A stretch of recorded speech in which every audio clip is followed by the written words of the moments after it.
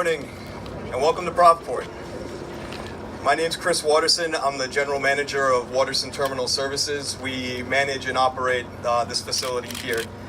Before I say a few words of welcome, I have a few people I'd like to recognize. Behind me, Governor Gina Raimondo, Congressman David Cicilline, Senate President Dominick Ruggerio, Mayor Jorge Elorza, Commerce Secretary Stephen Pryor, I believe is out here, DEM Director Janet Coit, DOA Director Mike DiBiase, DLT Director Scott Jensen, Mike Sabitoni from the Building Trades is here. Michael. OEM Director Carol Grant, Paul McDonald from the Teamsters and IBEW, wearing two hats today. And last but certainly not least, Senator Josh Miller. And if I could, a special welcome to the Provport board members that are here in attendance. Chairman Paul Mora is here, and I believe Joe McGonigal is here. Thank you to you and the entire board for your strong leadership that has allowed the port to flourish and grow. It's much appreciated. So this is an exciting day for Provport and the state of Rhode Island. About 2 years ago, we stood somewhere right about over there to celebrate the start of a new industry in the country as Deepwater Wind launched construction activities for the Block Island project, right here from Provport. We're extremely proud to have played a small part in helping to establish America's first offshore wind farm. Today, Provport is positioned to play an even larger role in this incredible effort to establish Rhode Island as a leader in renewable energy and offshore wind development. We look forward to the day that those cranes that are swinging over there behind us, rather than handling salt, well, in addition to handling salt, will be handling offshore wind components and supporting construction activities. None of this could have happened without the support of so many that are gathered here today, and I speak for everyone at Provport and Watterson Terminal Services to say that we're ready to do our part. So with that, I'd like to commend Governor Raimondo for her vision to make this a reality. And I'd like to welcome the Mayor of Providence, Jorge Elorza, to the stage for some welcoming remarks. Thank you. Good morning, everyone. Good morning, and I won't duplicate everyone that Chris has just recognized, but I do want to single out a couple of folks. First I want to recognize the governor. The governor has been a great champion for jobs and for economic development in our state. And it's been so great over the past 3 years and change, having a strong partner at the state level that's so laser focused and committed to bringing jobs to the city of Providence and to the state of Rhode Island. Please join me in recognizing Governor Raimondo.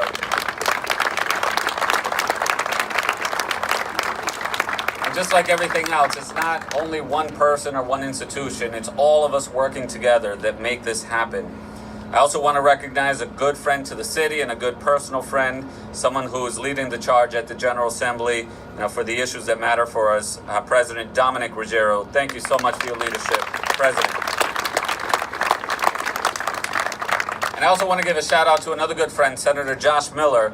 I was having a conversation with the senator just a moment ago, and he informed me that about 10 years ago, he sponsored a bit of legislation that actually allowed for these long-term leases and this work to take place. So again, it's just underscoring that it takes an entire community and everyone working together to make this happen. Thank you so much, Senator Miller. And of course, another great champion of the city of Providence and someone who has believed in a working waterfront and someone who's believed in preserving the jobs here at the Port of Providence for such a long time, United States Congressman David Cicilline. Thank you so much for always supporting our city. And then if I may for just a moment, without the work of just so many key individuals, this wouldn't be possible and it wouldn't happen. I want to thank Deepwater Wind CEO, Jeff Grybowski, for believing in Providence, believing in Rhode Island, believing in Provport. Without your partnership and without having you at the table, we of course wouldn't be here, but we want to give you, our show of gratitude to let you know that This is an important moment for our city, the state, and frankly our country that's taking place right here, and it's all because of you. So thank you very much, Jeff.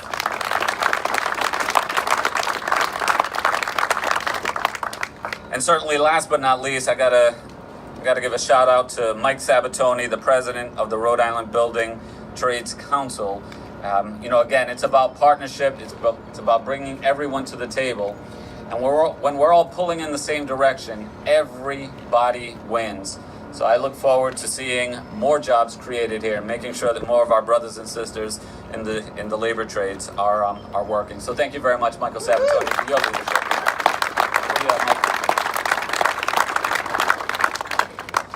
So it's great to see the capital city here playing center stage for innovation in technology and renewable energy with Deepwater Wind's Revolution Wind project. Thanks to collaborative efforts with our partners at the state level, Providence is seeing cranes in the sky across our skyline for the first time in a very long time. Small and big businesses are choosing to move and grow here. And with this project, we are ushering in the next generation of an offshore wind farm that has already made our state a national leader in clean energy. We're excited that even more offshore wind turbines will be assembled right here, in addition to those already working along Block Island. This means that the future of renewable energy sector is literally being molded along our shores. This is great news for the economy, as solar and wind jobs have grown at a rate of about 20% annually in recent years in the United States. And according to the 2018 edition of the Sustainable Energy in America Fact Book, solar and wind projects made up roughly 62% of new power construction in the United States in 2017. And we're leading the way here in Providence and Rhode Island. The time is right for us to take advantage of the potential of these industries and to create opportunities for local families. It's projects like this one that are creating good-paying jobs, that take advantage of our local resources and strengths, and provide efficient energy for households at lower rates.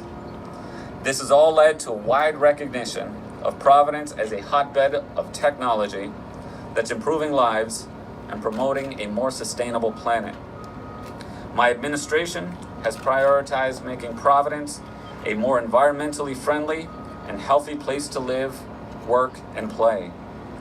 Through our Office of Sustainability, we're working to provide a better quality of life for all of our residents, minimize waste, preventing pollution, promoting efficiency, and developing local resources to revitalize our local economy. Climate change is one of the greatest global issues of our time, and as a coastal city, Providence will be significantly impacted over the next 100 years if we do not take action. Simply put, renewable energy makes sense for our environment and for our economy, and I am pleased that Providence is quickly coming to the forefront of clean power generating cities. With this project, we are seizing the opportunity to grow our innovation economy, create those good paying jobs, and spur investment in our port. While there is so much more work to do, investing in promoting renewable energy is a step in the right direction. Now, I would like to introduce someone who has been instrumental in this, dating back to the inception of the Block Island Wind Farm that began operating in 2016. When we were all gathered here 2 years ago, we all looked around and said, this is a big day. Well, today, this is an even bigger day. Please join me in welcoming Deepwater Wind CEO, Jeff Grybowski. All right, Jeff.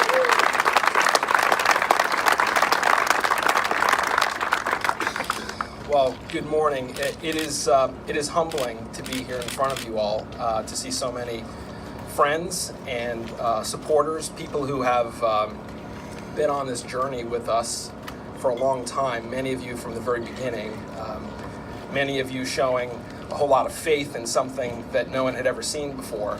And so I want to start by acknowledging that and thanking you all. The journey we've taken together, we could not have done alone. And almost everyone here has been with us through thick and thin. So thank you all. This is your day as well as our day. Thank you all, and there are even better days ahead. every decade or so, we like to build a project. So I'm here to say that Deepwater is here to keep its promise to Rhode Island. It was just about a decade ago that we talked about building offshore wind at a big scale, at a low cost, and creating a lot of jobs while doing that.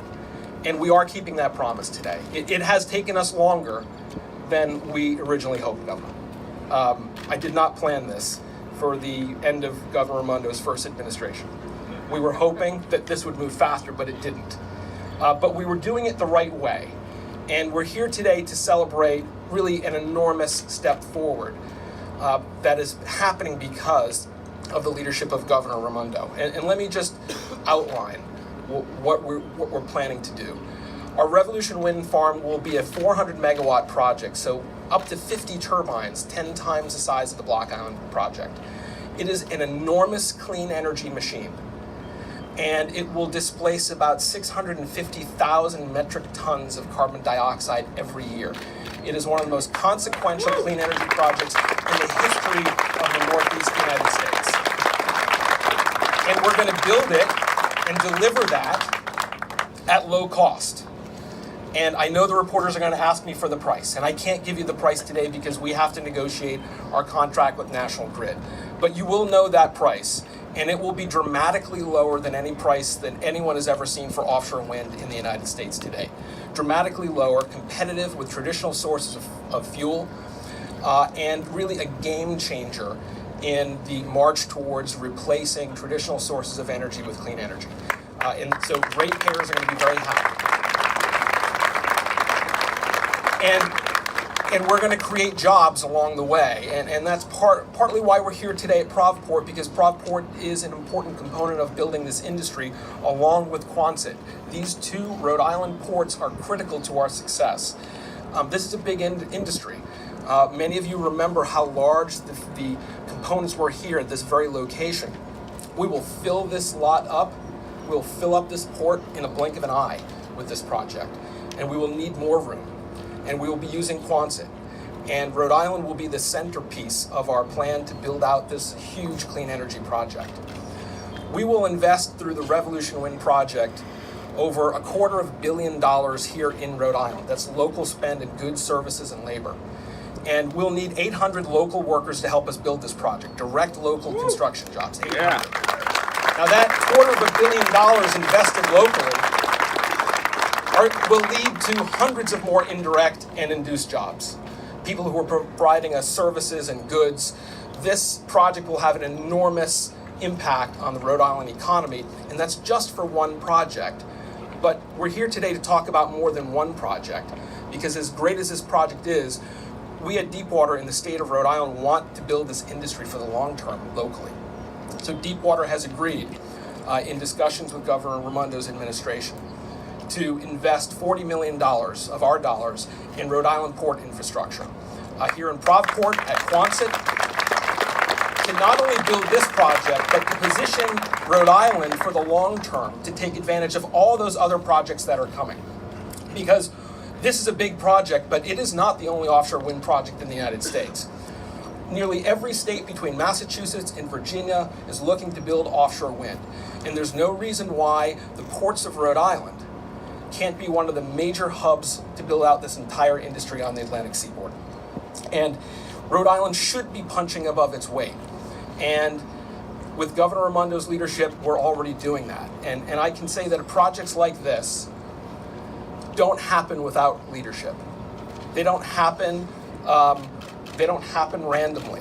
It takes real leadership, and Governor Raimondo really deserves the credit today because it was her bold vision to not just take an incremental step towards clean energy, but to choose the most consequential clean energy project in Rhode Island history and to make Rhode Island one of the national leaders in building clean energy.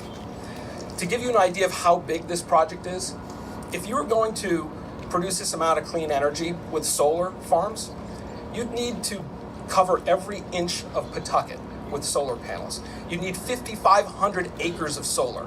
That's how much clean energy we're producing with this project. And so I can tell you that Governor Raimondo is working every day on our industry The day that I found out about Deepwater's win, I get a call from Governor Raimondo, and after exchanging pleasantries, she said, give me a list of CEOs who don't have locations in Rhode Island, who I can call now, who are in your industry. I want to start calling them and attracting them to Rhode Island. And that was her very first thought. And so it is that kind of leadership that takes this kind of new industry forward. And since the announcement, I've heard from executives from around the globe in our industry, and they asked me, wow, what's happening in Rhode Island? This was a really bold move, a really smart move. They recognized that Rhode Island partnering with Massachusetts in this big procurement was a smart move. They realized that positioning these two ports in this emerging industry was a really smart move. They realized that taking this bold step to really leapfrog others was a smart move. And they say, well, what's going on in Rhode Island? I said, well, you have to meet Governor Raimondo. Then you'll know what's going on in Rhode Island. So with no further ado, I'd like to introduce Governor Gina Raimondo. Thank you, Jeff. Good morning. By the way, we had that call 5 days ago. I'm still waiting for the list.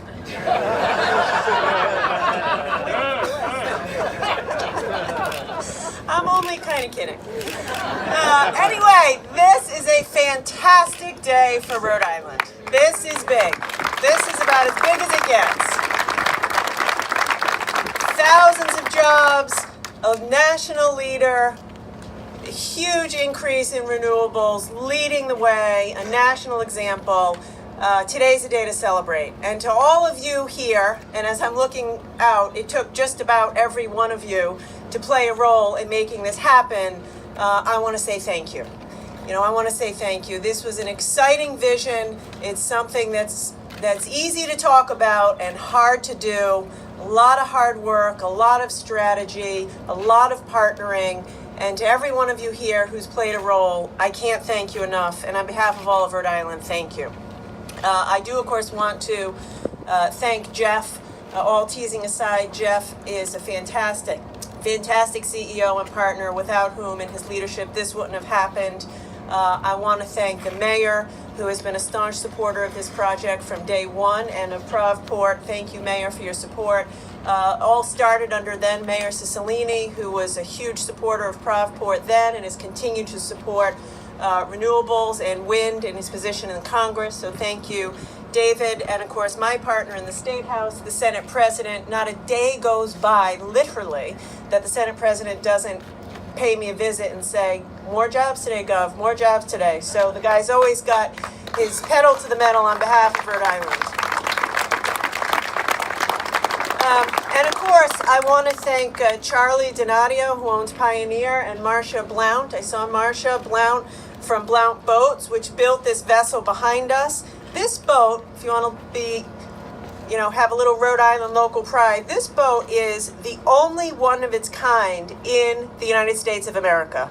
Built and in use year-round in the state of Rhode Island. And the good news, Marcia and Charlie, is we're going to need you to build more of them. We're going to need you to build more of them.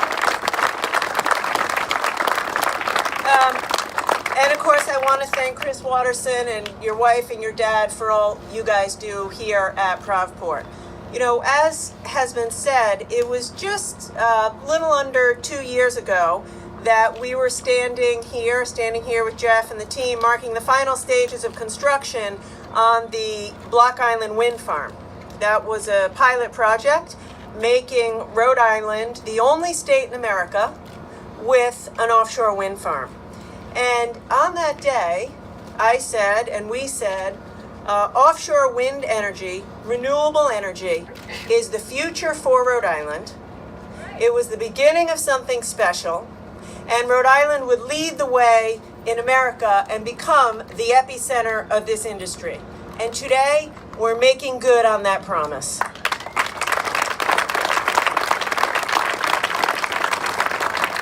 For a long time, and by the way, here on Allens Avenue in this area, for a long time, Rhode Island was the epicenter of manufacturing, particularly jewelry manufacturing. And then we watched that go away, all the jobs go overseas, and we didn't do anything. We didn't do enough to replace that industry with industries of the future. And as a result, we just watched all our friends and family and neighbors lose their job. And it landed us in a place with the highest unemployment rate in the country. And so today, we're saying, no more. No more. We're moving forward. We are finding new industries like offshore wind where we can be the national, international leader.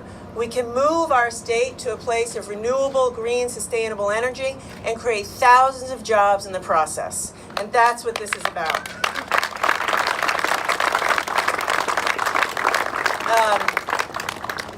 I think we turned a lot of heads with 400 megawatts. This is big. I don't think people thought Rhode Island would go so big, but we said go big or go home. We're about doing big things. 400 megawatts is more than 10 times the size of Block Island. What we have there now, it will be up to 50 of the gorgeous turbines that you see.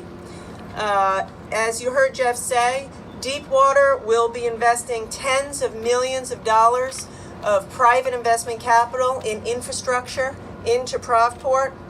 And the project in total will be enough to power about 200,000 average homes in Rhode Island and be affordable. Clean, affordable energy for 200,000 homes in Rhode Island. And I will say, I am so proud of Deepwater. They competed hard in a difficult process with competitors from all over the world, and they won fair and square. They won because of the quality of the team and because they know how to partner. They know how to partner with our commercial fishermen, and we're going to continue to partner with the commercial fishermen. They know how to partner with the building trades. They know how to partner with the federal authorities, with the state authorities, and with the local authorities. So thank you, Jeff, for all that you've done and for all that you're going to continue to do. As has been said, this project is going to create 800 jobs over the next few years, as well as 50 permanent jobs. And we know from our experience in Block Island, it'll actually create many more jobs on top of that because of the indirect job creation. So again, I think this is 1,000 plus jobs in the next few years, good, decent, high-paying jobs. Before I conclude, I have to thank my own team. As I said, this is easy to talk about, this is hard to get done. And this wouldn't have gotten done without the determination of my team, and I feel very lucky for them. A couple of years ago, I set an ambitious goal for Rhode Island. I said that we're going to reach 1,000 megawatts of clean energy by 2020. Turned a lot of heads when we made that goal. I think some of the folks in OER started sweating. Could we make it happen? With today's announcement, we're 70% of the way there.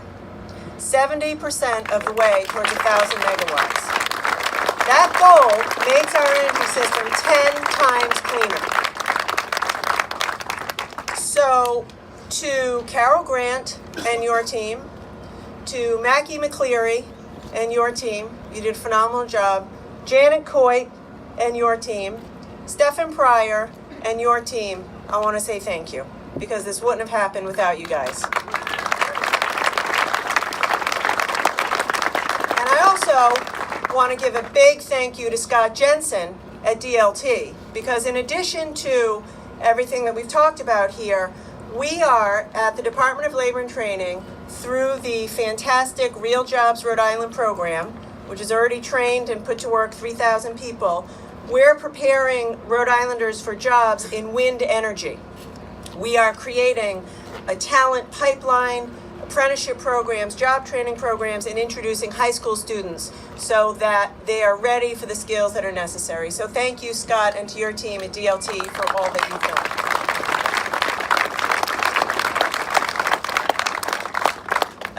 At the end of the day, what this is all about is making Rhode Island a better place for Rhode Islanders. People that live here, people that work here, people that call Rhode Island home. And as I've said, many, many Rhode Islanders are going to get a good job because of this. Driving the vessels, making the vessels, assembling the wind farm, servicing the wind farm. And so next up, we're going to have a few of those Rhode Islanders whose lives have been impacted in a positive way because of this project. And to all of you who had your shoulder to the grindstone for the past 3 years to make this happen, I want you to hear from the people whose lives are going to be made better because of your work. So please join me in welcoming Michael Hansen, a turbine operations and maintenance worker who moved to Rhode Island for a full-time job on the Block Island wind farm and is going to stay here to work on this farm. Thank you.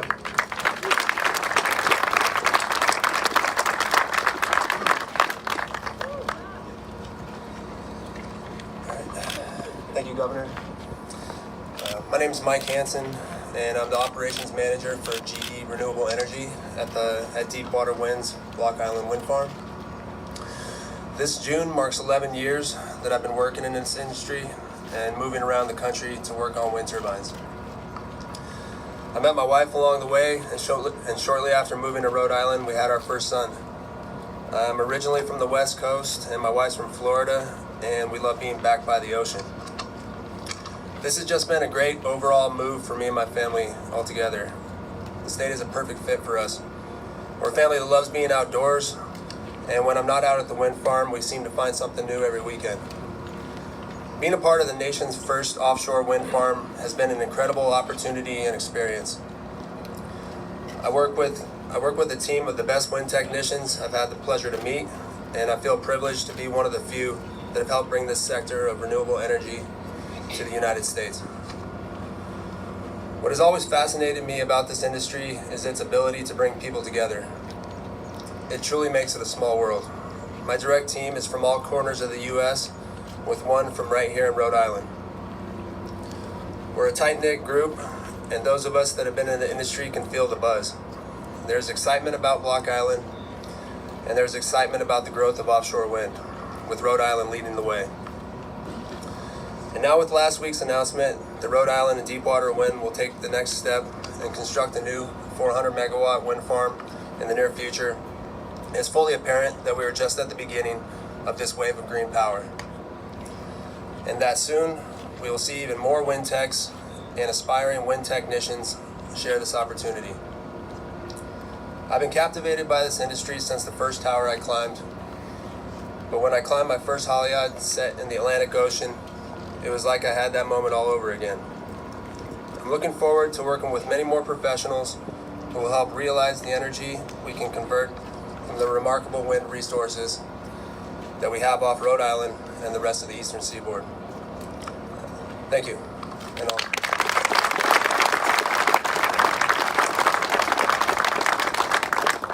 I'm going to introduce a few other folks who are working right now in Rhode Island in the offshore wind industry. And the next person is someone who helped us build the Block Island wind farm, a member of Ironworkers Local 37. Jay Wilkins was out on barges starting here in Provport, going offshore, welding components to the decks of those barges, and that's the kind of work that we'll be doing a whole lot of here in Providence and in Quonset in the years to come. So, Jay, if you could come up and say a few words. Thank you, everybody. This is a great opportunity for all of us. We were one of the first groups out there, and while we were gone for 3 weeks away from everybody, we did something that we've never done before, and we're leading the country in it. And it's a great opportunity for all of the building trades for this next one. It's going to be a lot bigger and a lot longer. So we had a lot of fun, and we received a lot of training from our local unions, from water safety to firefighting out on these barges. So that's about it. That's all I got. Thank you. Next, we'll hear from the Quonset contingent. Atlantic Wind Transfers and Rhode Island Fast Ferry supplies and operates that beautiful vessel that's been mentioned a few times right behind us here. And we are indeed going to need more in Blount Boats and Charlie Donadio. We're looking forward to our contract negotiations sometime soon. But there's a lot of activity at Quonset, and I want to recognize Steve King, who heads up development activities down at Quonset, and our good friend and partner, Nick Tanianos from Specialty Diving Services, who was the jack of all trades for the construction of the Block Island Wind Farm, and my guess is he'll find a few things to do for the next project as well. Thank you guys for being here. But I want to introduce Chris Anderson, who's one of the captains on our offshore support vessel. Just say a few words. Thanks. Good morning. So yes, my name is Christian Anderson from Atlantic Wind Transfers and Rhode Island Fast Ferry. What an incredible week this has been for our industry. It's a pretty exciting time for all of us. A little over 2 years ago, my boss, Charlie Donadio, came to me with the news that our company would be building the first crew transfer vessel to service the first offshore wind farm in America. I was blown away. What an incredible opportunity to be involved with a project such as this, and literally from the ground up. In all honesty, I think what was most intriguing for my coworkers and myself was the prospect of some year-round steady work. So much of the marine trades industry in our area is seasonal. I grew up working at my uncle's boatyard in Wickford, then went on to serve in the U.S. Coast Guard stationed right here in Newport, and then worked for a local towing and salvage company before starting at Rhode Island Fast Ferry in 2004. I love working on the water, but the off-season brings challenges of keeping busy and maintaining an income for many of us. Offshore wind means continued growth and opportunity for us. Working with Deepwater Wind and GE over these last 2 years, I've witnessed this growth firsthand as seasonal employees have become year-round and new employees have been brought on to meet scheduling demands. Joint training program and exercises with Deepwater Wind and GE provided us with the opportunity to gain a better understanding of each other's side of the industry, helping us clear the path to success and set the highest safety standards. We're thankful for the leadership Rhode Island and Deepwater Wind has shown, making offshore wind a reality here in the Ocean State, and look forward to the continued growth and success. Together, we are truly pioneers in the industry. Thank you.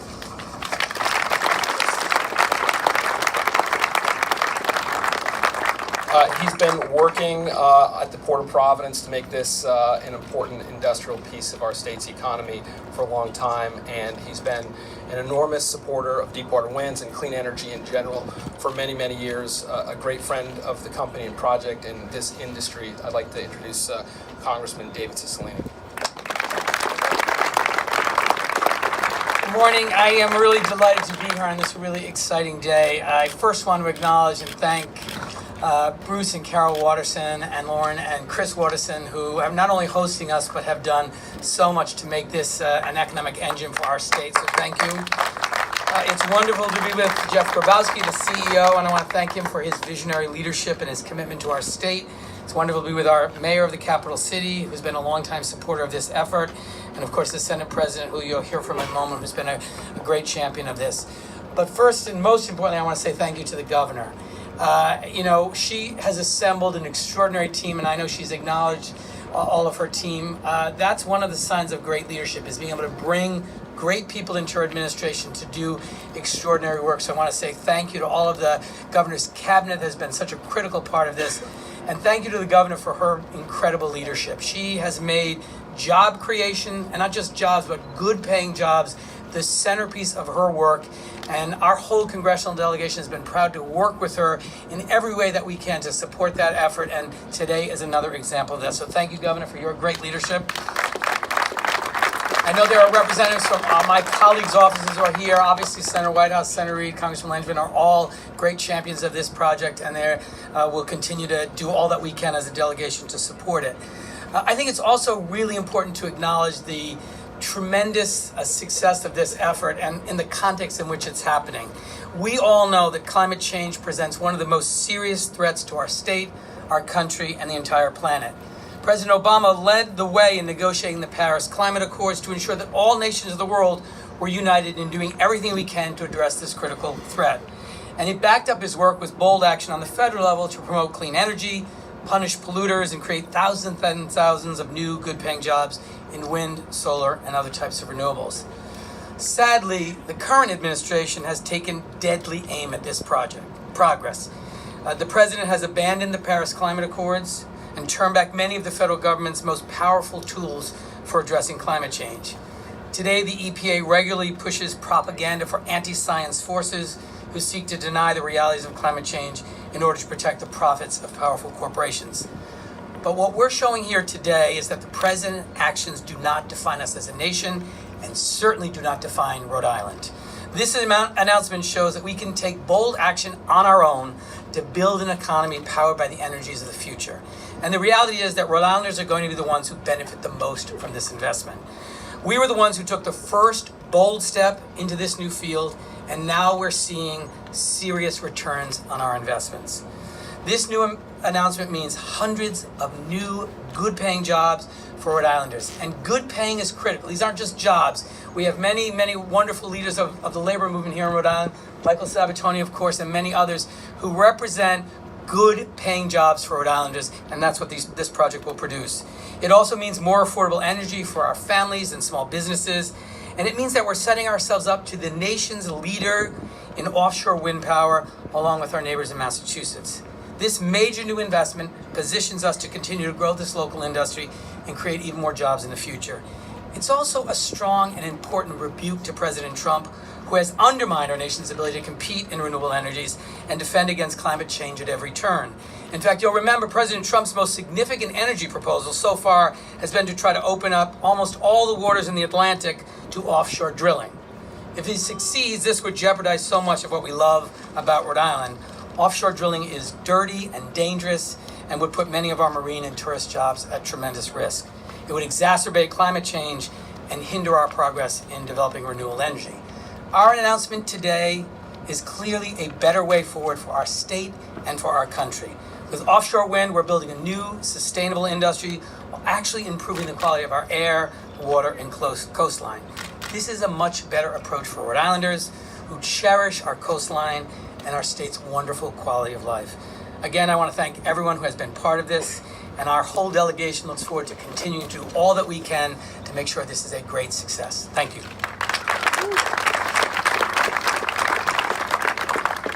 The leadership on this issue does date back a decade, and leaders in Rhode Island in the General Assembly passed really important legislation that gave this industry a kickstart. And Senator Miller, one of the co-sponsors of that original legislation, is here. And thank you, Senator. And he is represented today by Senate President Dominick Ruggerio, who has been really with us the whole time, dating back to the early days of our legislative efforts. Senate President Montalbano was a great supporter. Senate President Paiva Weed was a great supporter. And Senate President Ruggerio is a great friend and supporter of this industry. So if you could say a few words.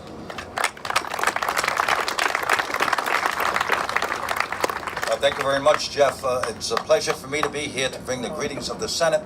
And I want to recognize the presence of Josh Miller. I know people have mentioned him before, but he was one of the leading individuals on the renewable energy issue, from going way back from the day he got into the Senate. He and Senator Sue Sosnowski, the chair of our Environment and Agriculture Committee, have been on the forefront of this issue. So I wanted to recognize his efforts over the years, because they've actually proved to be a very significant as we look at what's going on in the state of Rhode Island. I want to thank Jeff for his commitment to staying here in Rhode Island. I was able to take a tour of the Block Island wind farm, and while it was being constructed, it was very interesting. So we're certainly looking forward to additional construction on the other turbines. So I want to thank him and Deepwater for their commitment to the state of Rhode Island. Obviously, we're looking to improve our independence on energy. These are the efforts that we've been putting forth, especially in the Rhode Island Senate. We've been working on issues like this for over 10 years. So I'm immensely proud of what has been accomplished as their titular head up there. And it's certainly given us a new proven source of clean energy So that's what we're looking forward to do. Obviously, the governor has objectives as of 2020. I hope that we reach that goal. But from what I see and what's been happening in the state, we are on the forefront of this initiative nationwide. So I'm immensely proud to represent the Senate and my colleagues here. But it goes to show what can be done while everyone is working and rowing in the same direction. So I want to commend the governor for her initiative and her department heads and her staff for everything that they've done regarding locating this particular project here. And I think it's going to be a tremendous boon to not only to the state of Rhode Island, but also to the citizens of Rhode Island, because these are going to be very good paying jobs. So thank you very much for coming here today. Congratulations to Deepwater and best of luck. Thank you.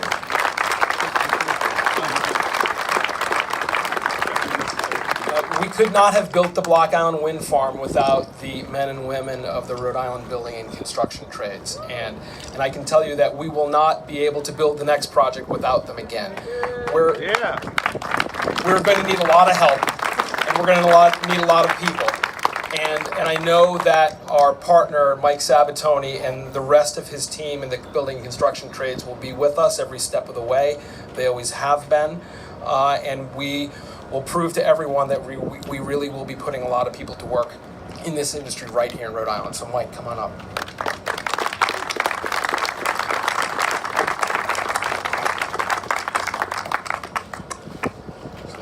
Thank you, Jeff. Good morning. It's actually a real honor for me to be here today. A lot has been said about the Block Island Wind Farm, which the building trades were on and behind since the first announcement, I think back in 2006 or 2007. And why I'm so particularly proud to be here today is because while we were shepherding that first project through the various agencies and the General Assembly, there were a lot of naysayers about that project, that this announcement would never come. It was never about building 5 turbines off of Block Island. It was about exactly what we're doing here today, to create an industry, to create good, high-paying, high-skilled manufacturing jobs that'll be done right here in Provport and in Quonset. So I can't wait to bump into some of these naysayers after the announcement today. And there are key ingredients that go into things that happen such as today. And they're pretty common when we come to events like this. And the 3 key ingredients are government, business, and labor all pulling in the same direction to accomplish a goal, to invest in ourselves, to invest in our infrastructure. You know, elections have consequences. And the consequence of the election 4 years ago of Governor Gina Raimondo was, I've probably been under every bridge in the state of Rhode Island. I've taught 80% of the schools in Rhode Island. I've been down at Electric Boat announcing expansion there, and we're here today, so I'm going to say, let's keep going. Yeah. You know, we're so fortunate to have our congressman here today. You know, they have been staunch supporters, not only of the building trades, but of projects such as this, back even when he was the mayor and now as the congressman. And I know we mentioned the rest of our delegation. They've been with us every step of the way. So the commitment is pretty simple from the building trades. Our commitment to Jeff and his company, by the way, when we started Block Island, we had a certain understanding of the amount of work it would create for the building trades. Well, our expectations were far exceeded on what we ended up accomplishing. And that was due to the fact of having a partner in business and a guy who's really committed to the state of Rhode Island to maximize not only business opportunities for our employers, but work opportunities for the men and women that we represent. And that guy is Jeff Grybowski. So I couldn't be happier to partner up with Jeff again. So thank you for all that you've done. And our commitment is this. We did the first one under a project labor agreement. We'll negotiate terms and conditions that are favorable for both business and labor for this project as well. And the commitment that I usually make at these events is, and we keep our word, is we will build it on time and on or under budget. And then just in closing, this is an exciting time for the construction industry. It really is. So for any of you that have family members or friends that are interested in a career in construction, now is the time to have them pursue that career in construction. We are going to need talent like never before. We have to replace the men and women that we've lost in the Great Recession, as well as the aging population in the building trades. These are high-skilled, high-paying careers with good wages and benefits. So if any of you are interested or have someone that's interested, make sure you see me, get me their names, and we will make sure that they get an interview. And if they want a career in construction, now's the time. So thank you.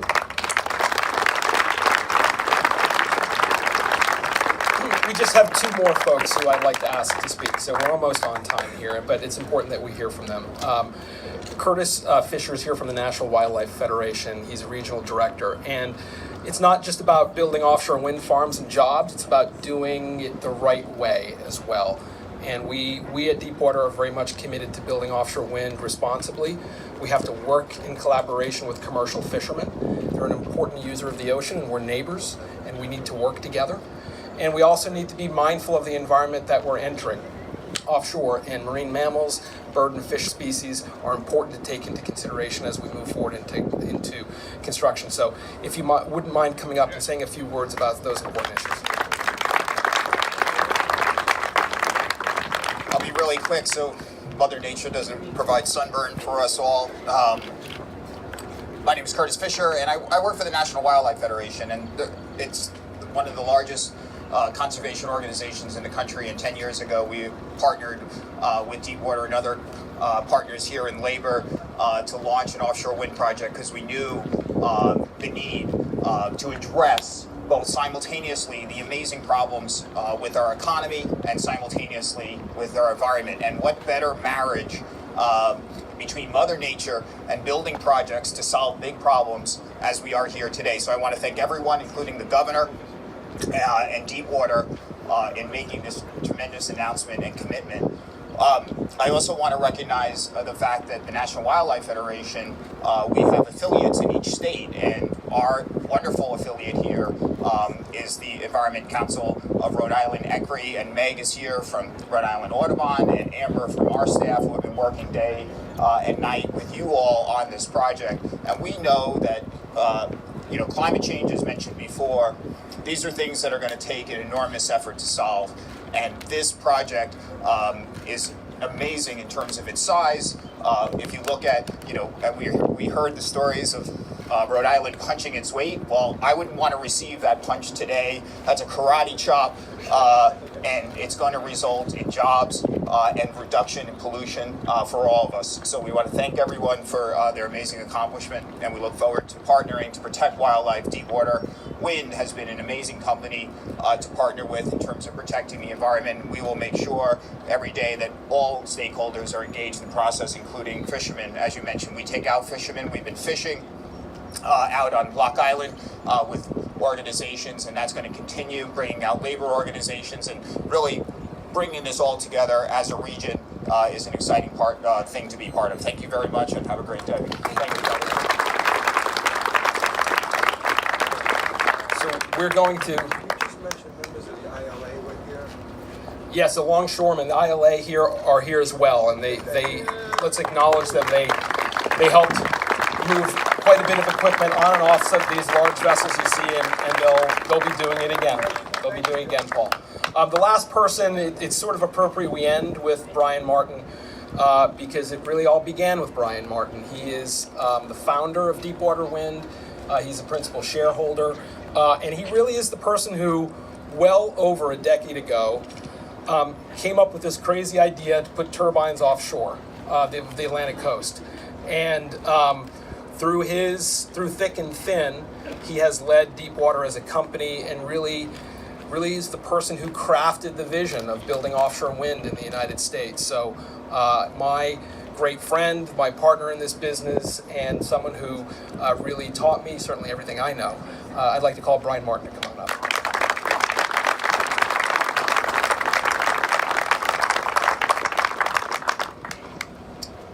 It's an amazing moment. Sometimes when big things happen, you can't really digest them completely in your time. Sometimes it takes years later to know what's really happened. When we started the Block Island wind farm, that was certainly the case. We tried to understand how big it could be, but it wasn't until years later when it first started operating that we really understood the impact. Today is a very, very big day. The action that the governor took and her administration was very bold. Sometimes in life, it takes a team to get things done. You've heard a lot about that today. And I'm very proud of the team, many of the faces here, that were able to get Block Island done and allow Rhode Island to take a leadership position. While it's great to have a good team, sometimes you need an individual to step up and get a big hit, make the big basket, run the ball across the finish line. That happened last week. This contract is a big deal for us as an investor, for the state of Rhode Island, keeping this industry here, making it the center of growth. This is a $1 billion project.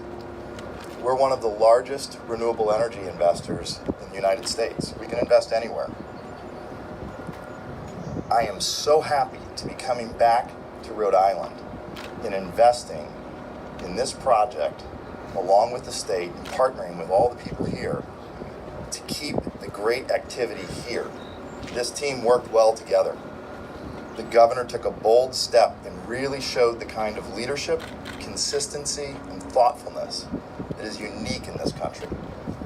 This project is big on the national stage and big on the international stage. The kind of leadership we've seen over the past several years working with this administration, with Jeff, the Deepwater team, all the people that have been mentioned here, we can repeat it, we can make it bigger. This investment is important to us, and I believe that we're going to have more success in this than we had even in the Block Island wind farm. So thank you everybody who's attended today. Thank you everybody for your efforts. Continue the boldness, continue the thoughtfulness. Let's get this right and let's make it even bigger. This is going to be big. Thank you.